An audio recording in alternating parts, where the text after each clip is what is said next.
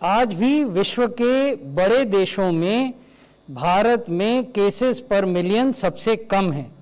अनेक ऐसे देश हैं जहां भारत से 6 गुना, 7 गुना, 8 गुना ज़्यादा केसेस प्रति मिलियन पॉपुलेशन हैं। पिछले 7 दिन में अगर केसेस प्रति मिलियन देखें, ये हमें बताता है कि विश्व में इन्फेक्शन या बीमारी किस प्रकार से फैल रही है। हमने पहले भी आपको ये बताया था कि यूरोप के देशों में और अमेरिकाज में, यानी नॉर्थ और साउथ अमेरिका में तेजी से एक सर्ज नए केसेस में देखा जा रहा है। उसकी वजह से पिछले 7 दिन में अगर आप नए केस प्रति मिलियन पॉपुलेशन देखें तो भारत में 211 केस प्रति मिलियन हुए, जबकि ऐसे भी देश हैं जहां 3,300 और 2,900 केस प्रति मिलियन पिछले सप्ताह में रिपोर्ट किए गए। अगर मृत्यु प्रति मिलियन के आंकड़े को देखें तो भारत में ये 100 है, विश्व का जो औसत है वो 186 है, और अनेक देश ऐसे हैं जहां भारत से 6 गुना, 7 गुना, 8 गुना और 9 गुना ज़्यादा डेथ प्रति मिलियन रिपोर्ट की गई हैं। पिछले 7 दिनों में जैसे हम इन्फेक्शन को ट्रैक करते हैं पिछले 7 दिनों में, उसी तरीके से हम डेथ्स को भी पिछले 7 दिनों में ट्रैक करते हैं।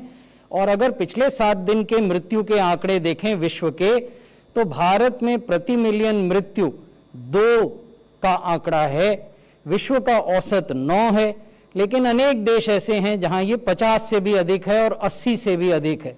तो ये भी दिखाता है कि अलग अलग देशों की जो स्वास्थ्य व्यवस्थाएं हैं वो कैसे पॉजिटिव केसेस का सामना कर रही हैं, कैसे उनको मैनेज कर रही हैं।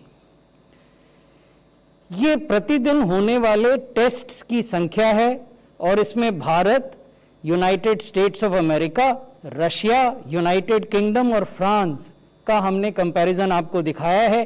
ये हमारे आंकड़े नहीं हैं, ये विश्व की एक फेमस वेबसाइट है अवर वर्ल्ड इन डाटा, जिसका इस्तेमाल हमारे कई मीडिया के मित्र भी करते हैं अपने विश्लेषणों में।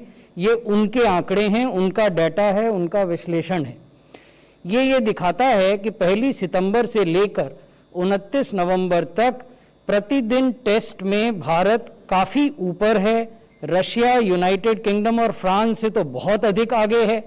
अमेरिका के साथ कभी भारत में प्रतिदिन ज़्यादा टेस्ट होते हैं, कभी अमेरिका में होते हैं, लेकिन हमें ये नहीं भूलना चाहिए कि पिछले 1 सप्ताह में अमेरिका में प्रतिदिन 1 लाख नए केस या एक दिन तो 2 लाख नए केस भी आए एक दिन में, जबकि हमारे यहाँ ये जो रेंज है प्रतिदिन नए केसेस की, ये 35,000 से लेकर 45,000 के बीच में फ्लक्चुएट कर रही है। इससे भी टेस्ट्स की संख्या पर असर पड़ता है। यहाँ हम आपको बताना चाहते हैं कि 11 नवंबर से 1 दिसंबर तक कैसे जो क्यूमुलेटिव पॉजिटिविटी रेट है देश भर में वो घटा है।